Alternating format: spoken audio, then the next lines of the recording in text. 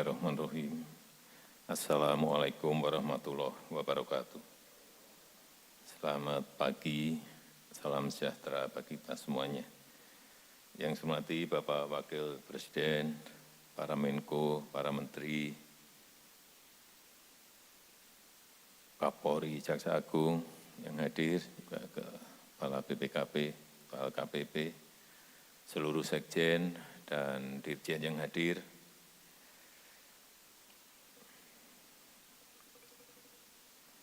Pada siang hari ini yang kita undang ke istana adalah kementerian-kementerian dan lembaga yang memiliki anggaran besar.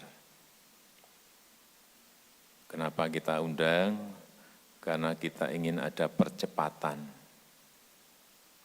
penyerapan anggaran. Kita tahu semuanya bahwa dunia sedang krisis kesehatan, krisis ekonomi, 215 negara mengalami hal yang sama termasuk kita. Oleh sebab itu, saya minta kita memiliki sense yang sama. Sense of crisis yang sama. Jangan sampai 3 bulan yang lalu kita menyampaikan bekerja dari rumah, work from home. Yang saya lihat ini kayak cuti malahan. Padahal pada kondisi krisis kita harusnya kerja lebih keras lagi. Jangan kerja biasa-biasa saja. Kerja lebih keras dan kerja lebih cepat.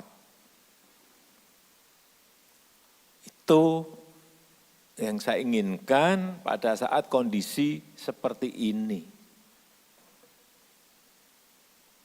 Membuat permen yang biasanya mungkin 2 minggu, ya sehari selesai. Membuat PP yang biasanya sebulan, ya 2 hari selesai. Itu yang saya inginkan.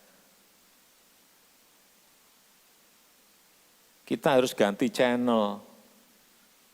Dari ordinary, pindah channel ke extraordinary. Dari cara-cara yang sebelumnya rumit, ganti channel ke cara-cara yang cepat dan cara-cara yang sederhana. Dari cara yang SOP normal, kita harus ganti channel ke SOP yang shortcut. SOP yang smart shortcut. Gimana caranya? Bapak, Ibu, dan saudara-saudara lebih tahu dari saya menyelesaikan ini. Kembali lagi, jangan biasa-biasa saja.